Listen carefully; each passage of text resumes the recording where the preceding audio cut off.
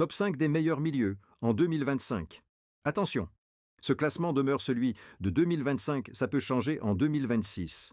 Ils sont les maîtres à jouer de leur équipe et constituent un élément clé de leur club. Ce classement va vous choquer, car vous allez découvrir quelque chose d'incroyable.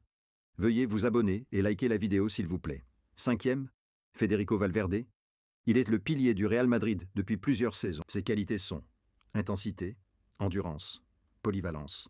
Capable de jouer partout au milieu ou sur l'aile, il apporte une énergie constante et un volume de jeu immense. C'est un meilleur profil box-to-box et est essentiel pour son club et sa sélection. Il incarne le rôle de leader et est disponible en toutes circonstances pour son équipe. 4e, Florian Wirtz. Il est considéré comme l'un des jeunes créateurs les plus talentueux. Il possède une capacité de créativité énorme, il est grand dribbleur, il est aussi grand fournisseur de passes tranchantes, il est un véritable meneur de jeu moderne, il est au cœur du succès de Leverkusen récemment et continue son aventure actuellement à Liverpool. Nous lui souhaitons du meilleur. 3e, Jude Bellingham.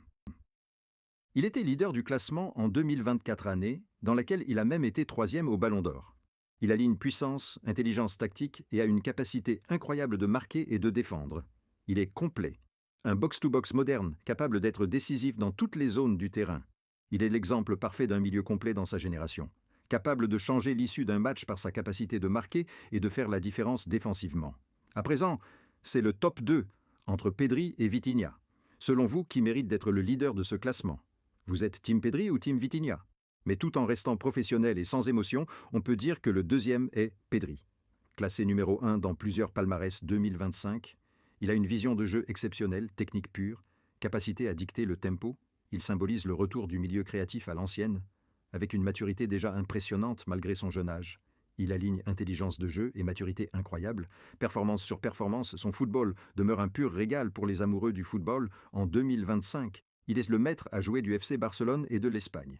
Il anticipe les mouvements avant tout le monde et trouve toujours la passe juste.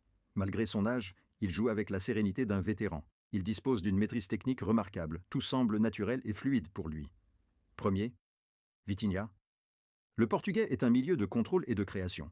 Un joueur qui excelle dans les circuits courts, la construction du jeu et les transitions rapides. Après une première saison d'adaptation à Paris, il s'est imposé comme un pilier du milieu du PSG. En 2025, il est reconnu pour sa maturité tactique, sa constance et sa capacité à faire vivre le ballon sous pression. Avec un toucher de balle exceptionnel, ses contrôles orientés sont précis, souvent réalisés sous pression, ce qui lui permet d'échapper au marquage. Pressing intelligent, petit gabarit, mais gros volume de course et un excellent sens du timing pour récupérer le ballon haut. C'est un atout majeur pour le PSG et pour le Portugal qui vise le mondial 2026. Sa performance en 2025 lui a récemment valu la 3e place au Ballon d'Or. Que pensez-vous de ce classement? Avez-vous un changement à apporter? Si vous devez refaire votre top 5 de milieu en 2025, qui mettez-vous en premier? Dites-le nous en commentaire. Et veuillez vous abonner à notre page pour nous donner plus de force à vous servir les actualités réelles en temps réel.